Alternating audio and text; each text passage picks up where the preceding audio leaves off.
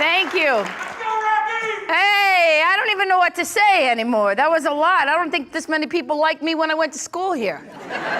So, now listen, I see a lot of young millennials in here, and I love you, and I'm gonna talk to you, because I love what you're gonna do. You guys are gonna change things, because you have hope. We don't have hope. But we can write in cursive.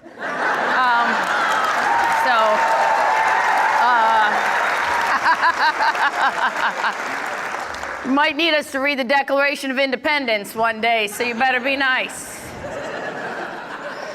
Part of me coming back here is when no one believed in us. We weren't allowed to have hopes and dreams. Children were supposed to be, now listen to this, what? Seen and not heard. You see how all the old people said that? Because we've been dying to say something in public since the 80s. Seen and not heard. That meant as long as you were present, you were a good kid. Like a mute child was the perfect child for our parents back then. We weren't allowed to have, we weren't friends with our parents. Millennials, you're friends with your parents. Look, I see some of you here tonight with your parents. Well, I don't even know my mother's first name. I asked her once, she was like, none of your damn business. That's what it is. Because millennials, God bless you, you're just not tough. I love you, but I could take your whole generation out with a jar of peanuts. All right? Because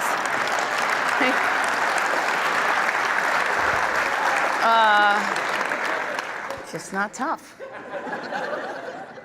We weren't allowed to have feelings. I remember once telling my father, I'm like, I'm cold. He was like, no, you're not. Okay, I guess I'm not. I don't know.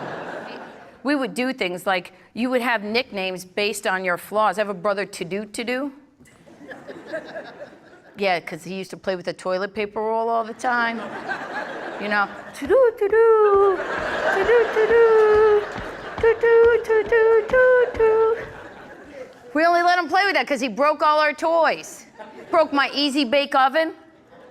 You know what that is? Millennials, that's a little mini meth lab is what that is. Like, it would explode, you'd get third-degree burns. He broke our Stretch Armstrong. That was indestructible. They showed the commercial, 2 trucks pulling it apart. That little To-Do broke it. And you know what came out of it? Ooze. Chernobyl, just slime. It was crazy. We had horrible toys back then. My son solved the Rubik's Cube. We had the Rubik's Cube, but I never solved it. Not for real. I did peel the stickers off and tell everybody. Sorry that I have to admit that now, sorry. I just wanna. That generation grew up, you grew up with things to do. When you're in the car going somewhere, you're on your cell phones, your iPhones, you're playing on the iPad, you're watching DVDs. We had nothing in the back seat of the car, nothing. We used to make up games specifically to hit each other, right? If a Volkswagen Beetle passed your car and its headlight was out, someone was getting knocked out. Those were the rules. To-Do lost 2 teeth one summer. And my father yelled at him, you should have paid attention. You should have paid attention. Everything we did was about hitting each other. Remember a game called 2 for Flinching? See, if you were an only child, you missed out on this. This is where your brother or sister or whatever your siblings were, they all of a sudden developed ninja-like skills. They could hide on door jambs, right? They would, behind couches, they would jump out of nowhere. You'd just be walking along, and all of a sudden they would jump out and throw a punch at you and stop. Like just like millimeters from your face.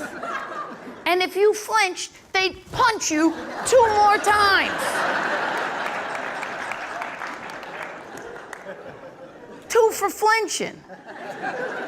You're like 9 years old walking around like you have Vietnam flashbacks. See, you young kids think you invented the twerk, but we've been twerking for a long time. We just call it Twitch. now I have a 21-year-old nephew who comes and stays with me, and he came in and he was all sweaty, and he had a gym bag, and he put it on the counter. I go, what's going on? He said, I joined a fight club.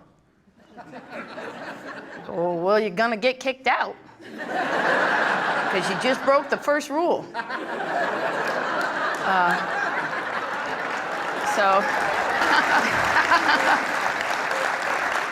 By the way, not all jokes are for everybody, okay? I don't believe in that everybody's a winner stuff. You gotta work to be a winner, all right? So when, you know, the kid joins the fight club, and I just couldn't wrap my brain around it. You know, I thought about it for a long time, and I said to him, I don't understand, why would you join a fight? What did they have, a Dungeons and Dragons tournament? Why would you join a fight club? And he said to me, listen, prepare yourself. He said, I wanted to learn how to take a punch. I said, lean over the counter. I will knock you out for half the membership fee. We had to be tough. People didn't care about us. They would forget us. If we went on vacation, sometimes you'd hear those stories of a kid being left at a rest area for like 6 hours. Do the math. Old math, not this new stupid math. Do the math. The real basic math. 6 hours. That means the parents had to drive for 3 hours before they realized that little brat was not in the car. Because you didn't have to have a seatbelt. I told you, because nobody cared about us. You could lay in the back window. You could lay on the hump. No one cared. You could run alongside. They thought it was funny. They did not care. You'd go to try to put a seatbelt on, and your father would go, oh, what do you think, I'm a bad driver? It's just different. We could do anything we want, go anywhere, be like, I'm going outside. There were 2 places, outside and inside. Like literally, your parents knew that your friend's house was 8 miles down the street, across traffic. You had to ride your bicycle, that the handlebars were way up here. That's why we all have back problems, because we had to, you'd go across 4 Dobermans would chase you. Dobermans, millennials, that was the meanest dog we had. We didn't have pit bulls. We invented that for you because we can't hit you. So, figure we can scare you into submission. Nobody hits you. We got hit by everybody. Everybody. You could get hit at school. You could get paddled at school. You didn't get detentions. A principal could paddle you, right, Mr. Casella? Right? Different. You'd go down to your friend's house. What was the big thing? What was it? They didn't have a cell phone on you, right? Or a little longitude, latitude. What was their big protection scheme for us when we were kids? Take your little brother. Take your little brother. Oh, so what? The kidnapper wouldn't have to come back twice? Is that why? Why make him put miles on his van? It was a good time in different things like, you know, it was pure. As a kid, we didn't have to, when you learned in school, and then you went home and you didn't have to learn anything else, right? We didn't have to, no one read to us to teach us stuff. You know, don't look at, I see some of the parents around here. I know, my mother knows, she's here. Nobody read to us. You guys handed us a book with a record in it. Go to your room, the fairy will tell you when to turn the page. So, just didn't want to deal. Cartoons didn't teach us anything. My son watches, he knows how to speak Spanish from that Dora the Explorer, right? Granted, all I can say is, where's the map? But whatever. We might need to know where the map is one day. I don't know, we didn't learn anything. We had 3 hours of cartoons on a Saturday morning that you better not wake your parents up for, because they had gotten drunk the night before. Because they did back then, okay? Listen, now even some of you might get drunk tonight, you'll have to pretend you have the flu tomorrow. We knew they got drunk. We would tell people they were getting drunk. We'd be like, it'd be Friday, we'd be at lunch going, you should ask your mom if you can come over, because Dad is gonna get paid, they're gonna get drunk and argue over who shot JR.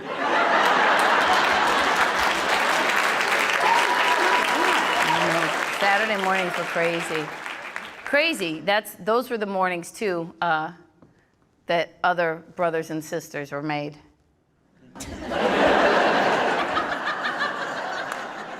I mean, I don't know for sure. My one brother does. Because he walked in. Now, I don't know what he saw, but I can tell you what I heard. He went to rat on me.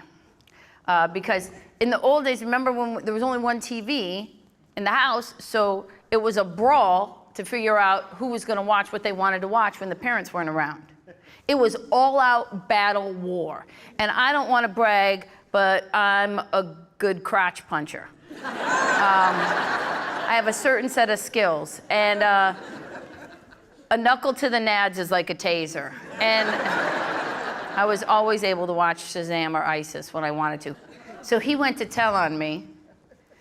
And this is what I heard. I heard him pound on the door. And he must have pounded so hard that the door opened, right?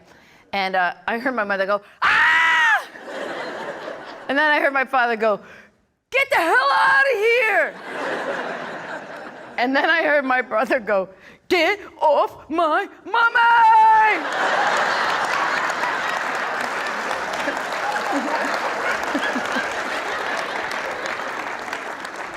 And then an hour later, his eye went crooked. Like it was like, I have seen enough. It's my brother cockeyed. It's hard to have siblings when you grow up and your family gets big. Why is it on the holidays we always have to go to the person house who does the best? And why can't we go to the one who does the worst? Why can't we go to Dudu's house? Okay? His girlfriend has lawn chairs with duct tape. Wouldn't matter if we messed those up. I got a cousin who's a hoarder. We could all go to her house. She would never know. If a tornado hit her house, it would just put stuff away. I mean, choppers would be flying over. There's horrible and utter devastation, except for this one house. It's amazing. Family was different. Just being a kid, you could do what you wanted. You know, it was a different time. And you know, you tried to stay in a group. That was the other big thing. Because God forbid you got lost. No one looked for you. No one looked for you. There was no Amber Alert for us. I didn't even know a broad named Amber. Until I was 21 and went to Vegas. I picked up one of those hooker trading cards off the ground. I'm like, no wonder they're letting everybody know she's coming to town. Got it. They didn't look for you when we were kids, did they? What'd they do? Huh? They didn't do anything. They did psychics and search dogs, walking the grid. They just took your school picture and put it on a milk carton. And you better pray people had cereal for breakfast. Because if they had bacon and eggs, you'd be lost forever. It was a tough generation. Even the commercials were like, do you remember, you can go watch this on YouTube somewhere, there was a commercial that these kids tried to feed their little brother all the food that they didn't want to eat. Remember? Feed it to Mikey, he likes it. And they would force feed this kid all their food. And apparently in the one commercial, he liked it, so they were happy. But what that means is they had fed him other stuff that he had thrown up a whole bunch of times. And those kids became famous. Right? They even was a rumor, there's a rumor about Mikey from the commercial. That we had a rumor that he had Pepsi and Pop Rocks, and it killed him. That's how jacked up our generation was, that nobody spoke to us. That we thought Pepsi and Pop Rocks would kill you. We had the weirdest thing. There were Just Say No, right? That was a wonderful thing. Nancy Ray had, then they had a commercial, This Is Your Brain, and it was a frying pan, right? And they would crack an egg on it. this is your brain and this is the frying pan, right? Okay, look, this is, and then they would crack the egg and it would fry and they go, this is your brain on drugs. Like it's all fried up. And then you're like, oh, that looks good. And wait a second. God forbid that commercial came on and my father was sitting in the living room with us. Don't worry about the egg, I'm just gonna hit you with the pan if you do drugs. Here's where we learned everything. ABC After School Special. Because, right, that was it. They're the ones who cared about us enough to talk to us about topics. They talk to us about topics that are so controversial that if you talk to your child about it tonight, they'd have an investigation started on you on Monday. Stuff that literally, and they would trick us. For you who don't know millennials, they would trick us. They would take the popular child actors of the day and then put them in the after-school special in these horrible situations. Like Jodie Foster was playing baseball in a Disney film on the weekend, and she was a heroin addict on Wednesday afternoon in the after-school special. She was so bad of a heroin addict, she would go into her room. After school, she'd go upstairs into the back of her closet, she'd shoot up in all the 70s lava lamp weirdo things that come on. And she'd come out of the closet, which I still find ironic. That was another after-school special. I think starring Robbie Benson, I'm not sure. And her parents had moved. Moved! It wasn't just say no, it was your people will go, right? That's why no one of our generation does heroin, because we saw what the hell happened to Jodie Foster. That's why.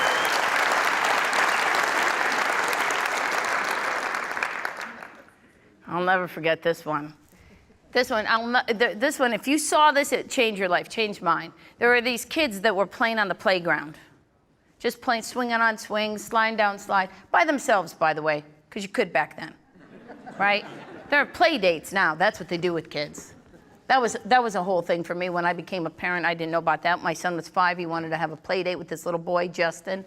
But that meant I had to call Justin's mother and coordinate their schedules so they could pick boogers simultaneously.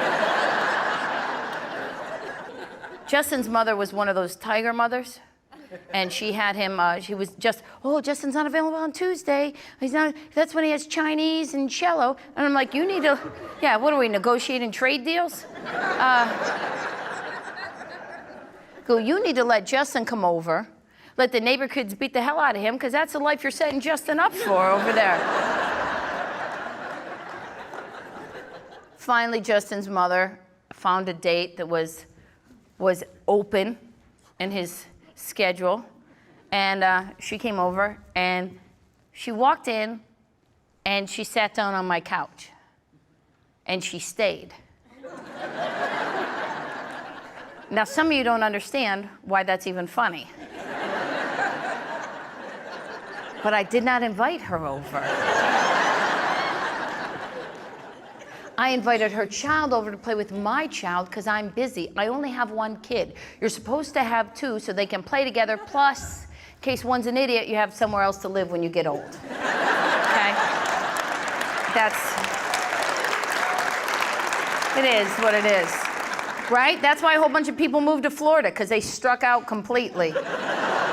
You think those gates are for their safety? No, it's to keep the dumb kids from coming to visit. She stayed. Now, listen, our parents would just drop us off. And not even really. You'd be like, at Thursday night, you'd be like, Mom, can I spend the night at Sue's house? She's like, oh yeah, I'll rate your bus pass. See you Saturday. They didn't care.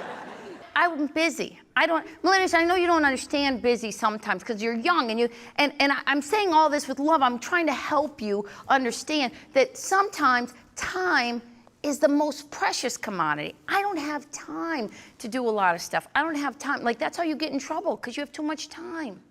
Your threesomes and all that weird sex stuff you do. Listen, I don't have time for that. If there was another woman in bed with my husband and I'd be like, you got this covered? Because I got things to do. I'm busy. We're busy. That's not a sex joke. That's a time management joke, by the way. All I want to do is sleep. Sometimes we sleep and have sex at the same time. It's my favorite position is awake. I don't even want to get into that stuff. It is weird to talk about that stuff here. Is he looking? Look, the fact of the matter is I'll never forget that after-school special. And you guys, there was one, these kids are just playing on the playground, enjoying themselves, kid stuff. And this grown 70s man walked on the playground. And they all walked like this because they had bell bottoms on with heels. And he had a camera around his neck. Remember before? It was in your phone when it was two separate things. You actually had to have film and a flash. He was like, hey kids, anyone want to come over and take some pictures? I've got ice cream. And it got weird. Just like it did in this room right now. That is the appropriate response. But you see, in the after-school special, someone had to fall prey to the problem so your little butt wouldn't do those things. So you could learn the lesson vicariously through that child. And it was the 70s. They were not politically correct. It was usually always the chubby kid. I did not make the rules. I was 7. And sure enough, the chubby kid raised his hand. He was like, I'll come with you. And they skipped off. And it cut to commercial. And I will never forget sitting in the living room with my brothers thinking, I don't think that boy was supposed to go with that man.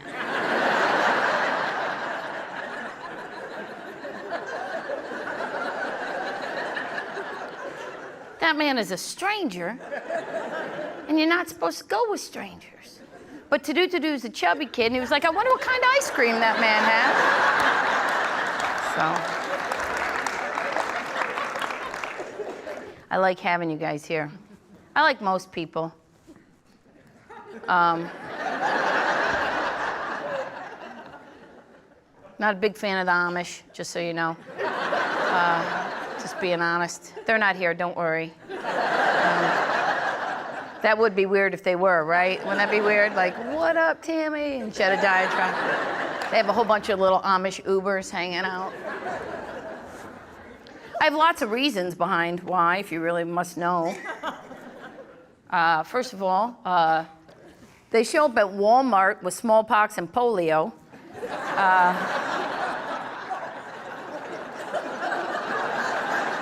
We cured it a long time ago. They didn't get the memo. They charge you 4 times as much for something that's Amish built. And you see them at Home Depot.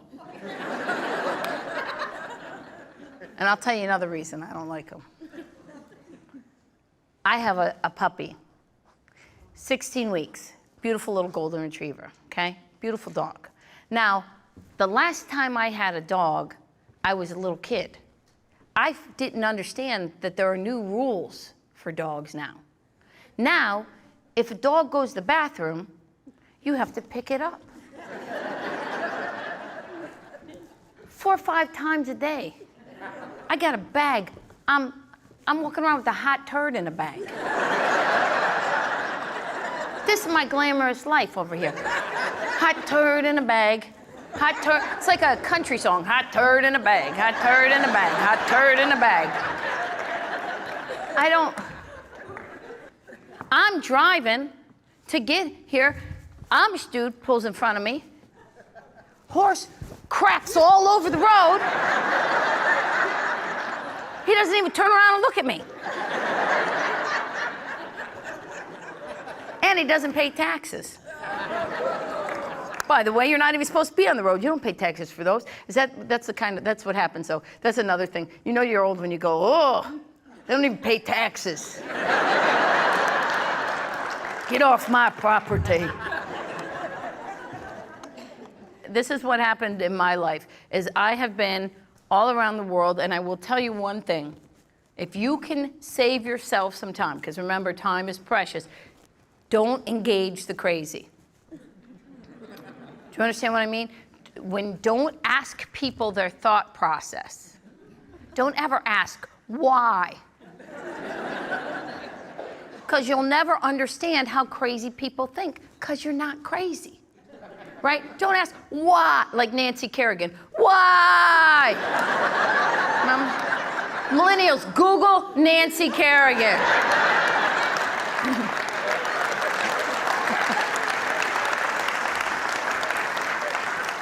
I know you don't know who she is. That's why I wrote that joke. We didn't know who Abe Lincoln was, but we figured it out, all right? And we had to go to the library and get an encyclopedia. Google encyclopedia. It's a different time. Don't ask why. It'll make you crazy, and then your brain doesn't, like if you walk into someone's house and they have more than 2 chia pets, turn around and walk right back out. You're never gonna understand that.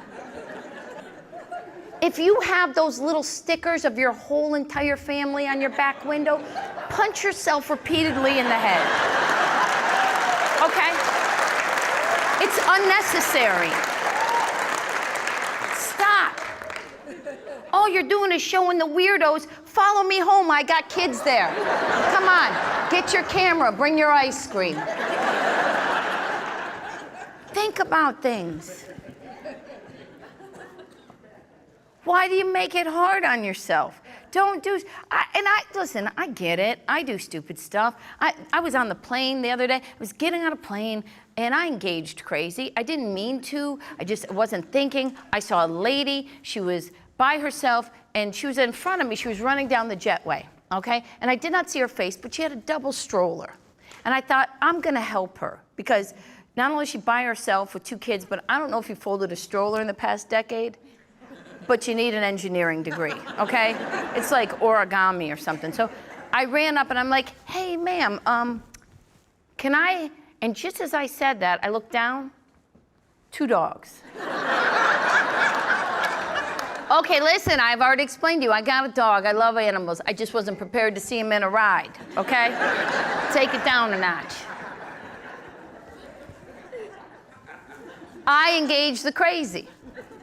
As politely as possible, though, now, because, listen, I'm an expert at it. I was like, what the hell is going on?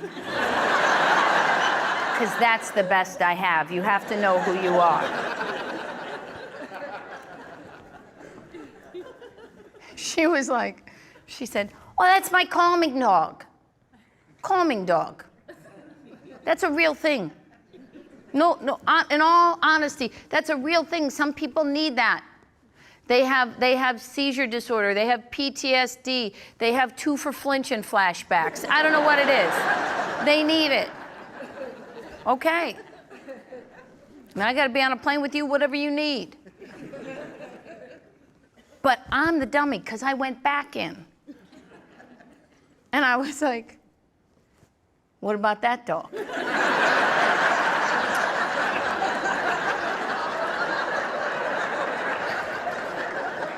Oh, hold on. She said, that's his calming dog.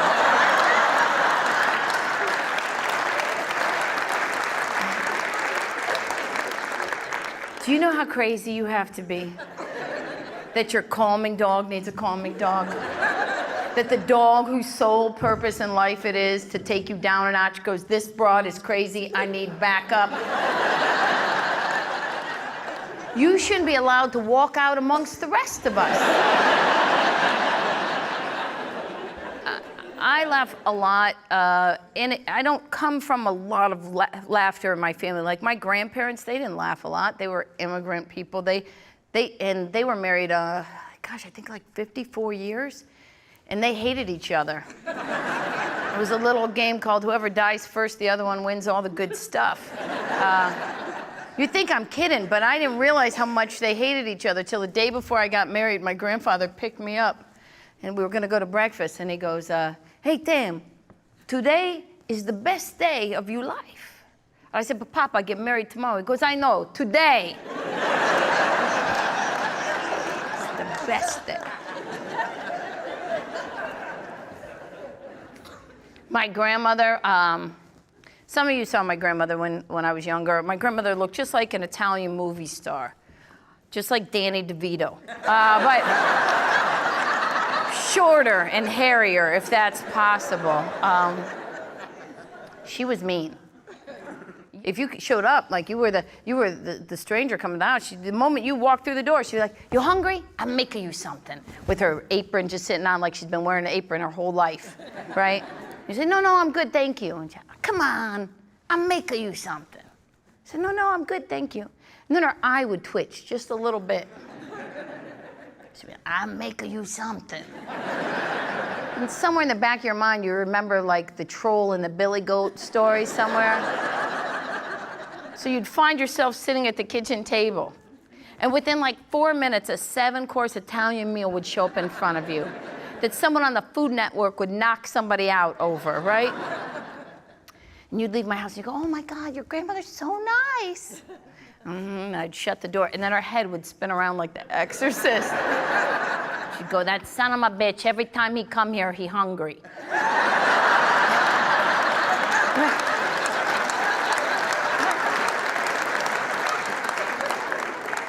You're a gargoyle. You should sit on the roof and scare owls away.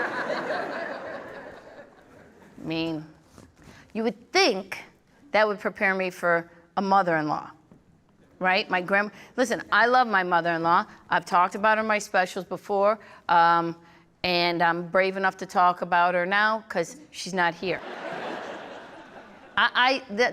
Listen, you make your judgments. So the first Mother's Day, when I had my son, my 2 sister-in-laws on my husband's side, they had 2 babies as well. We all had babies within a month apart. 3 babies, 3 months, first grandchildren. So excited for first Mother's Day. And there's a message on my phone from her. And I thought, wow, finally we're bonding because we're both mothers and and it said, and she's right from Italy too, she goes, "Hello? This is your mother-in-law.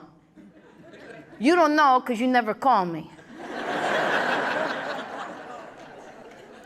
I just want to say, I don't give a shit who make the baby. I'm the one that make the man that make the baby. Mother's Day is about my house. I don't give a shit. God bless you."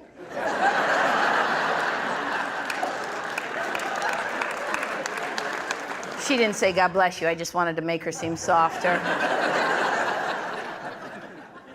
But I love her son. You know, you find, oh, there's a baby here. That's awesome.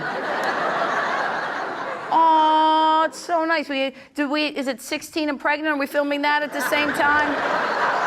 By the way, can I tell you something?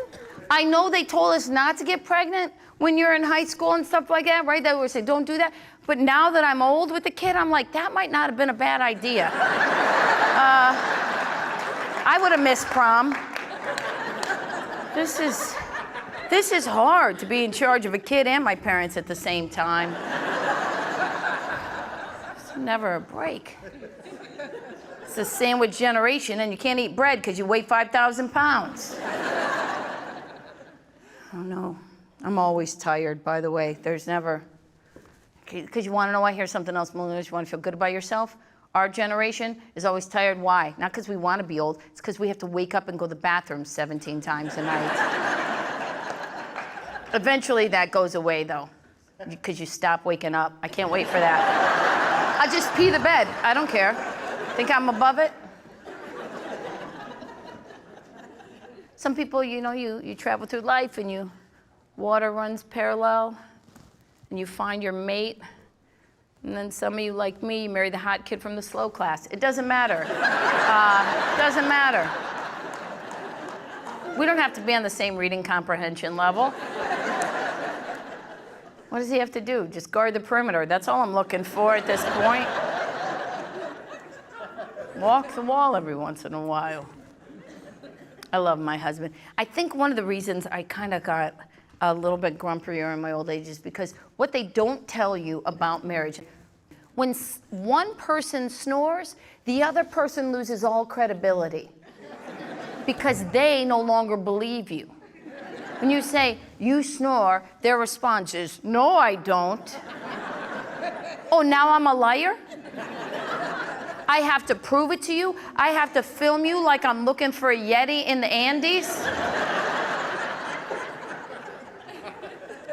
Ridiculous. Why would I make up that he snored? I'm in the business of words. I'd make up something way more fantastical. Like, you know what you do while you sleep? You juggle. I know, it's the craziest thing. I woke up in the middle of the night, pillows hitting the ceiling in a rhythmic formation. You know what I wish he'd do in his sleep? Mow the lawn. That's what I wish. Oh my God. I love my husband, but he's from Brooklyn. He mows crop circles. Investigators are showing up in our yard all the time. Things happen, you know, when you get married. We just went through something and we stuck through it. He got really sick and we had to have a conversation I wasn't prepared to have. He said to me, if something happens to me, I want you to know it's okay with me if you get married again. And I was like, I didn't even want to get married this time.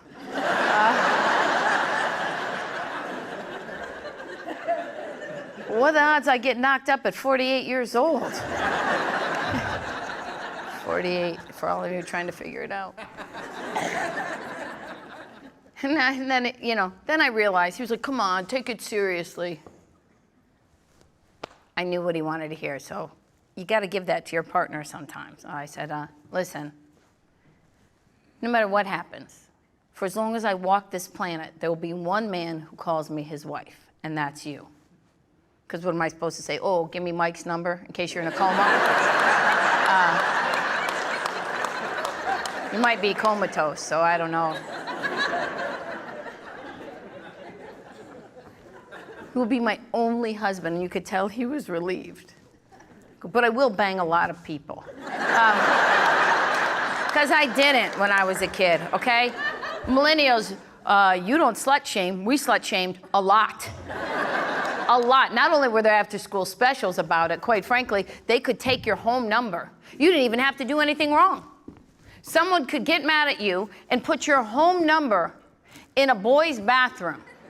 And it would say, for a good time call, right? And that didn't mean like, we'll sit around and we'll talk about books and stuff like that.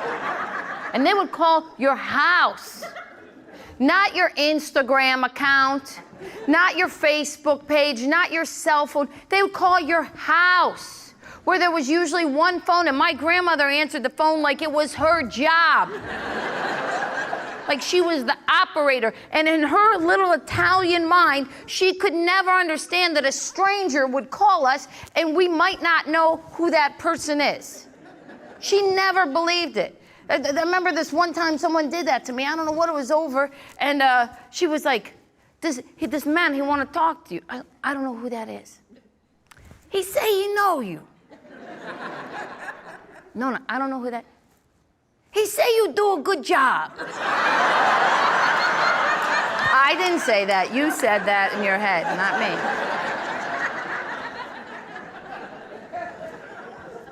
Don't you think everything has become sexualized?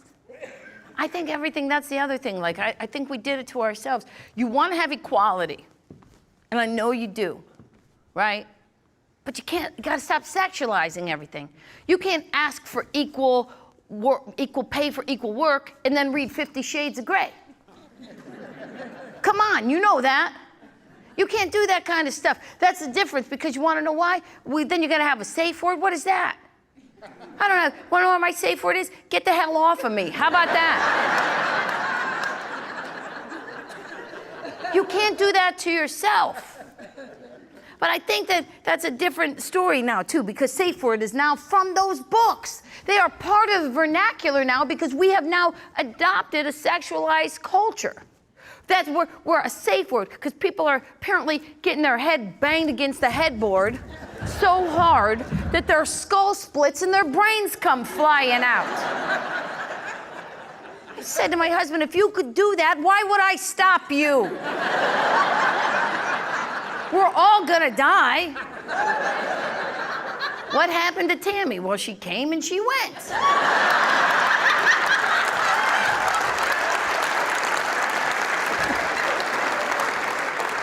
That's why I told you, don't bring kids. I'm not dirty, but I'm a grown-up. Some things are for grown-ups.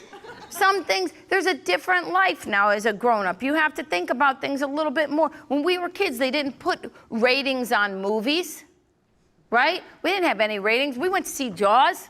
Didn't know it was rated R because they didn't care about us. Jaws was a game changer, by the way. Jaws is why our whole generation is fascinated with sharks. Because of Jaws. Because I love Shark Week, anything that has to do with it. And you have to watch what you say on social media now, because People's Crazy comes out, and there's a written record of it. And I said, because there's this one beach that I watched on Shark Week for 4 years. You know this? You're getting excited about it? For 4 years, on the same day, at the same time, there's been a shark attack. Okay? And yeah, for real, that's true. I have superhuman hearing, don't test me. I don't have a lot of skills. Dick punching, superhuman steering, and I can tell the time within 7 minutes. It's a weird thing.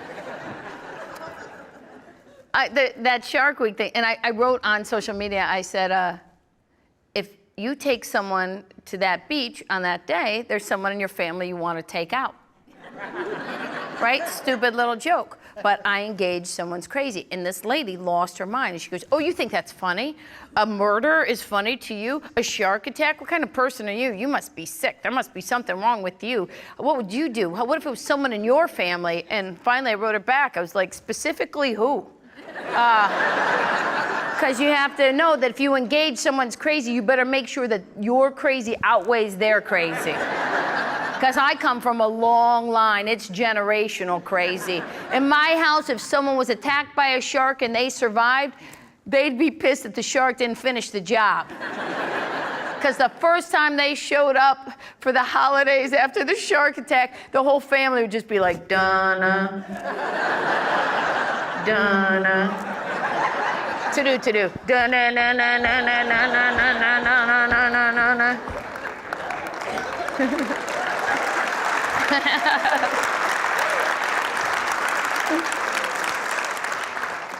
Look, it's Uncle, we're gonna need a bigger boat. You know, it's a different time. We would go see movies. We went to see movies. So how did we go? We didn't go to cinemas, really. Went to the drive-in. You remember the drive-in? The drive-in, public place to see a movie that your whole family would go. And your parents would tell you, we're going to the drive-in, go put your pajamas on. To go in public. They would tell you to put your pajamas on in case you fell asleep in the car, so you'd be comfortable when they left you in the car. You woke up in the driveway at 2 o'clock in the morning, scared to death to get in or out of there. You didn't know what to do. You can't leave a kid in the car now. You can't leave a dog. You can't leave a head of lettuce in the car. Someone will call somebody. My cousin's husband left his phone in the car.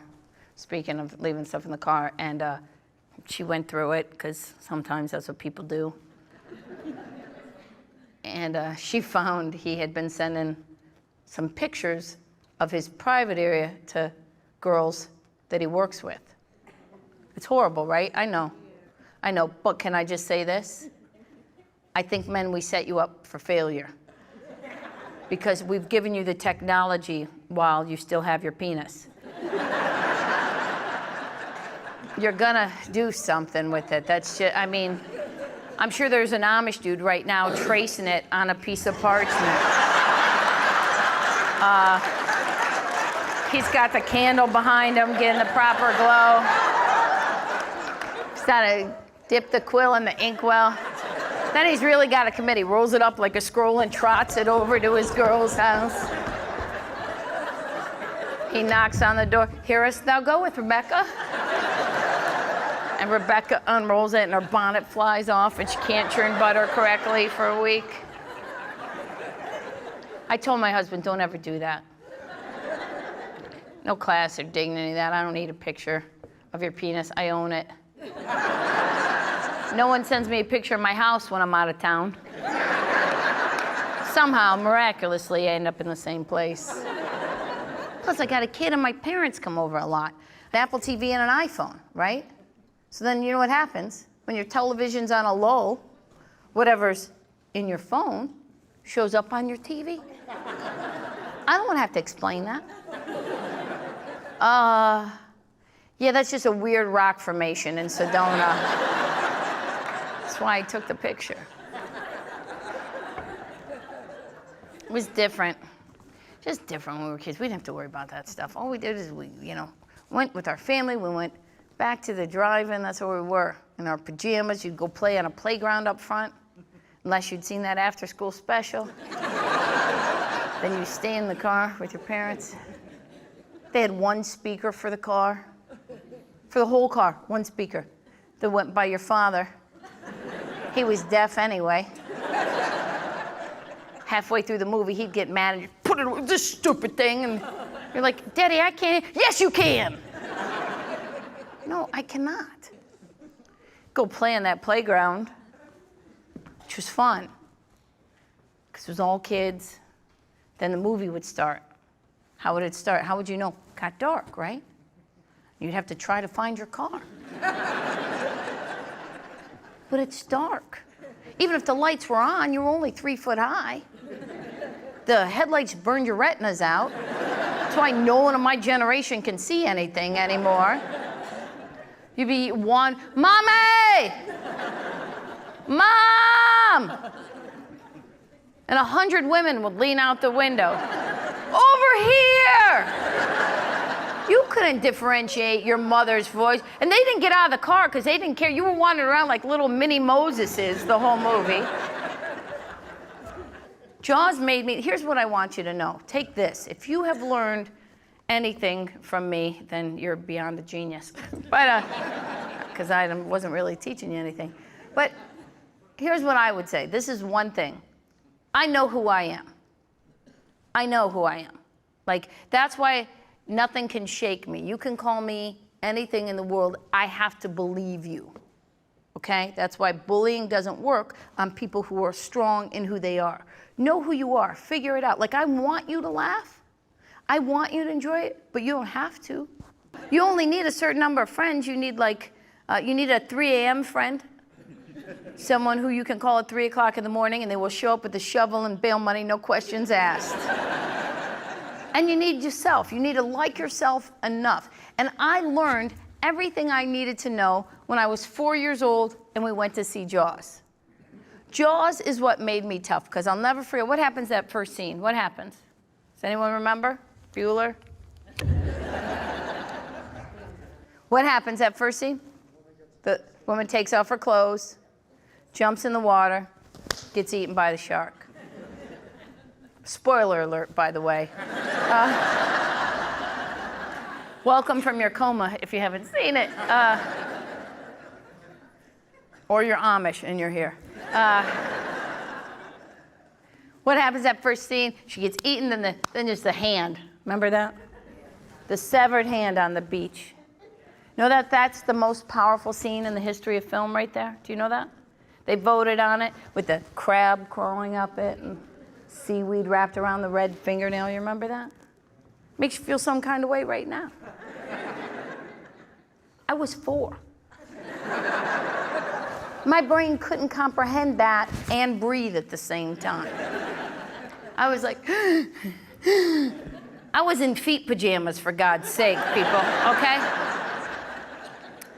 And that's when I became who you see, because my mother reached into that fear and she said the words that would change my life. She held me and she said, that's what happens when you swim naked with boys. I'm Tammy Pescatelli. Thank you so much.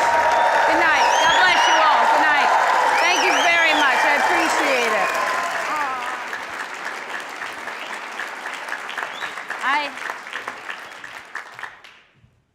Buddy, I just wanted you to see what happens when you believe in your dreams.